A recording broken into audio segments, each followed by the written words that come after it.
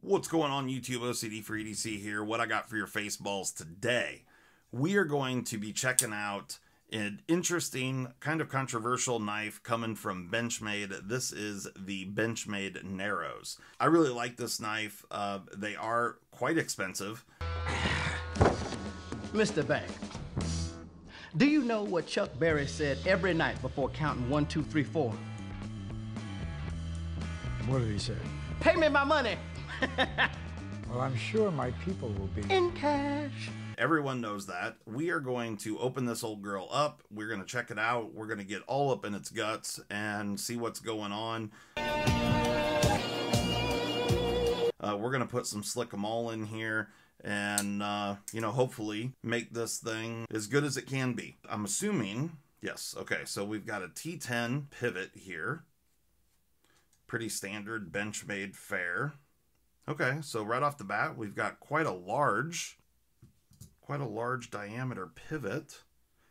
Now, one thing, I'm going to bust out my handy dandy Benchmade toolkit. You can pick these up at ocdforedc.com, right there. But this is what you get in the old toolkit. So this is a axis bar toolkit, and you get multiple different sizes of tool. Let's see which size we're working with here. Now this is, okay, so the D shape, let me grab this one.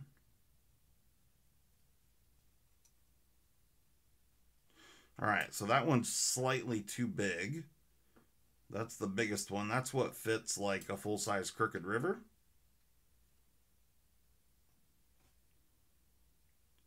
Okay, this one looks like it's probably the correct size. Maybe.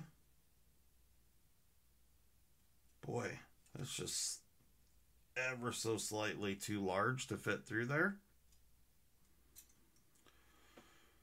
Alright, we're going to have to do some checking there. Okay, so we got a bearing pocket on one side of the blade. And not on the other. Oh, look at that. That's interesting. That's why that doesn't fit, because it is D-shaped on both sides. So it's like more like a square-shaped pivot. All right, so my spring came off on the torsion bar. All right, we've got a T6 on these body screws. We'll also check and see what this hardware is made of. I'm not sure if the hardware is full tie or not, but we're going to find out.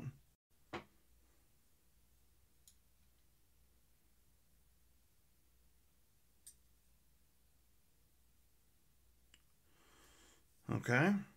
Boy, it's so lightweight. All right, so we do have a bearing pocket on the other side. Very interesting. Here is our spring. It is a torsion spring. And the stop pin is there as well. There is our bar lock. Very interesting. Very, very different from an axis bar. Okay, so I've got my Olight Arcfeld. Let's see. So the hardware is definitely steel, or at least the pivot is. And the body screws, pivot screw, and the lock bar. Oh no, I'm sorry. Okay, so I messed up. I said that was the stop pin. It is not. There is a stop pin up here in the front of the knife. And then we've got these two standoffs. Those are steel as well. And the bearings are quite thin. So we've got a bearing pocket on the clip side of the blade and a bearing pocket on the show side scale. We also have weight relieving on the inside of both scales as well as the outside. The scales are very, very light, very thin. Interesting. Let's get this cleaned up. Now, one of the things that I think is pretty interesting, I'm assuming that they have hardened the titanium, but we do not have any washers. Okay, so now we're back in here. The dogs were barking like crazy, and so I went out to check on what the heck was going on, and old Vladimir Mutin was out.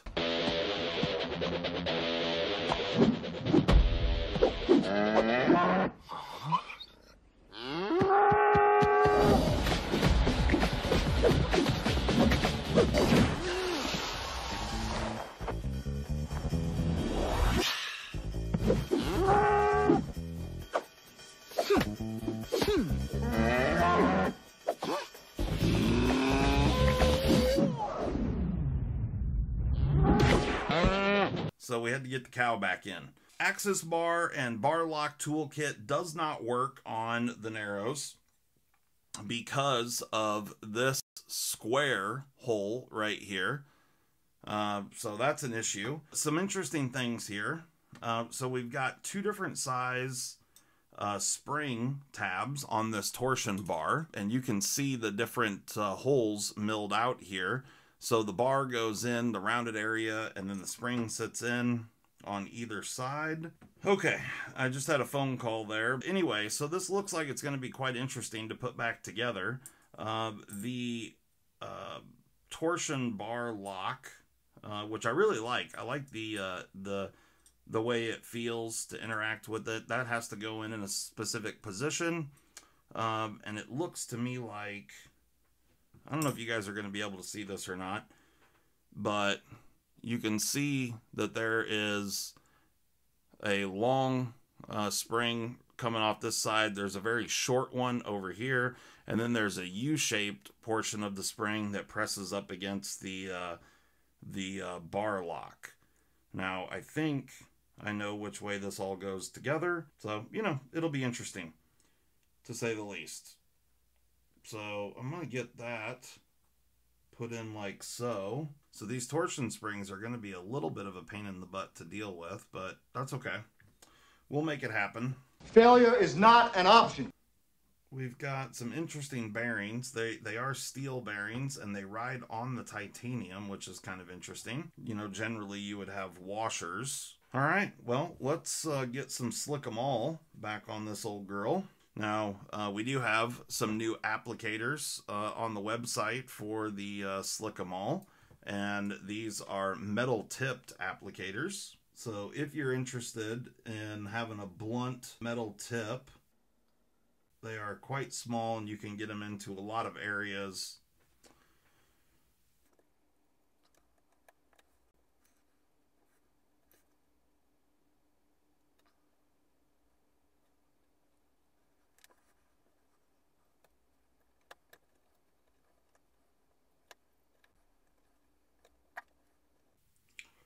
This will work better if I put it in the correct way.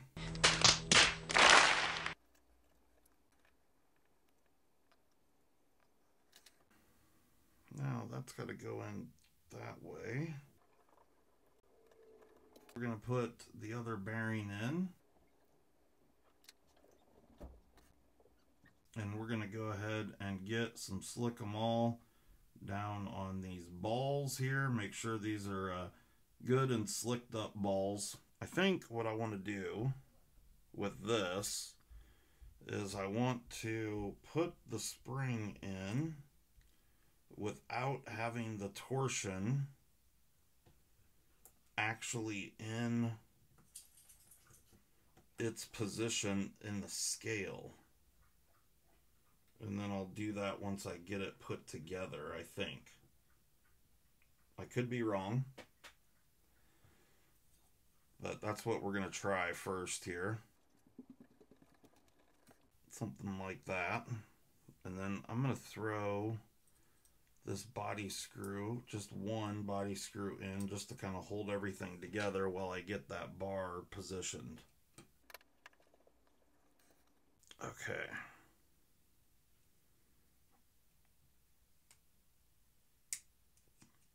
First things first, I want to get... So that came out of where I wanted it to be.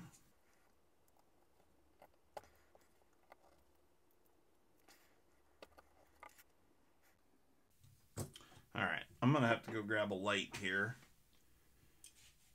Okay, now that I got a light and I can really see down in there to see what's going on, looks like... Okay, so I need to raise that side up. I need to get a different tool here. Okay, so I got a little pick and a set of tweezers.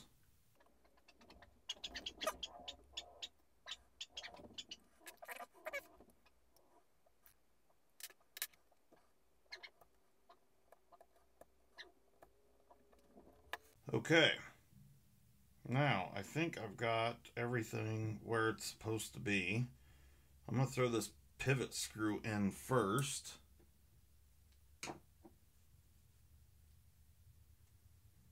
And then we'll check it out and make sure everything is doing what it's supposed to.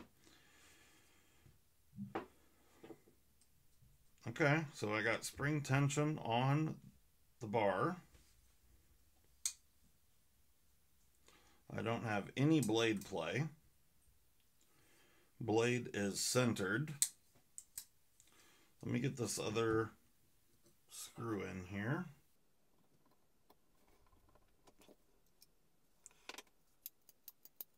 Nice. Okay, everything's looking good. It's very, very smooth.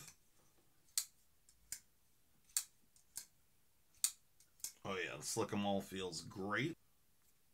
Okay. There we go. Alright, so that was the disassembly, relubing. The torsion spring's kind of tricky, but, you know, we got her in there. Everything is working as it should. We've got nice tension. I'll turn my light back in there so you can see it.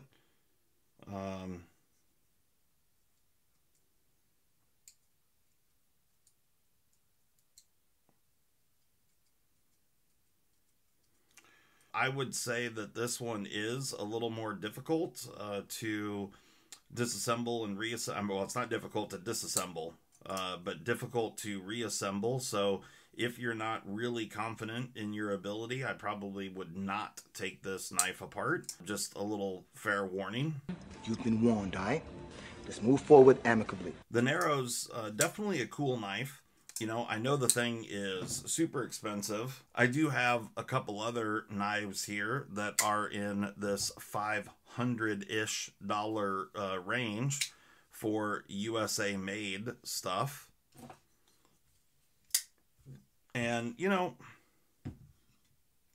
we've got the Narrows, we've got the Chris Reeves Sebenza 31, we got the Medford M48.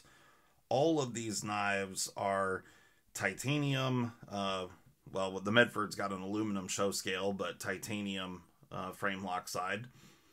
American made. You know, of course, the Chris Reeve and the M48, both hollow ground. You know, it'd be nice to see Benchmade bring back some hollow grinds. The large Spartan Harsey.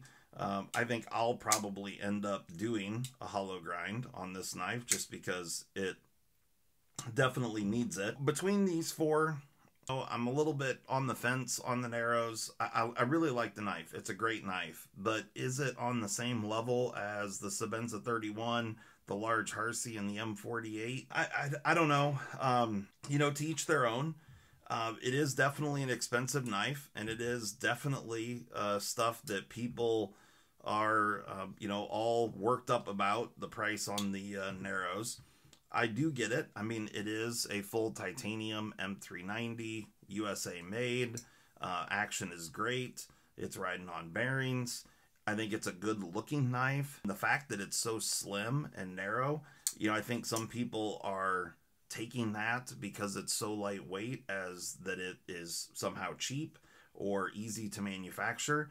And I can tell you that fixturing this titanium and making it that thin with, you know, having weight relieving pockets on the inside and on the outside, it's going to be difficult to machine all of that stuff and hold these down flat. I mean, it's just, it's real easy to get chatter and stuff. So, you know, I have an appreciation for the level of machining that's going on here. It's easier to make big fat slabs like the Spartan Harsey, but Benchmade chose to go a different direction. Now, I will say that the torsion bar lock here I do like.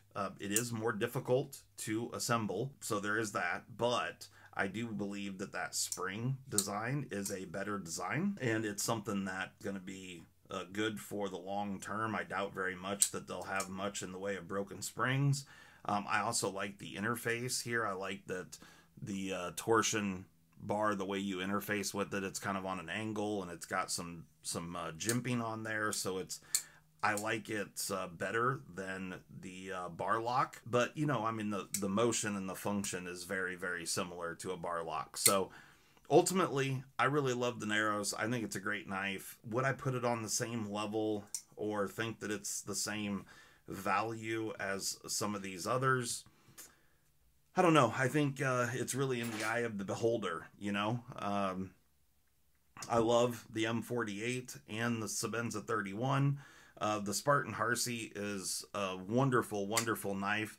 This one, I need to do a hollow grind, so look for that in the future, because we will get this one ground up, and I'll post that video when I do it. And I may end up machining some weight relieving pockets on the inside of this handle, just because I think it would be cool to have, you know, a lighter weight hollow ground Spartan Harsey. It's a difficult one for me, because these knives, all four of these are really, you know, give or take a few bucks. They're the same price, and I don't know. I would be hard pressed to say that the Benchmade is on the same level as these three, but like I said, it's in the eye of the beholder. I really like the knife, so to each their own. But I'm definitely aware of the big elephant in the room is the price, for sure. So anyway, hopefully you guys enjoyed that quick look inside the knife. I haven't seen anybody do a disassembly video on the Narrows. Maybe they're afraid of that spring. Like I said, it is a little bit weird to deal with. So unless you're very, very confident in your disassembly and reassembly, I should say reassembly skills, I would not do that. Thanks for watching. I'm out of here. Peace.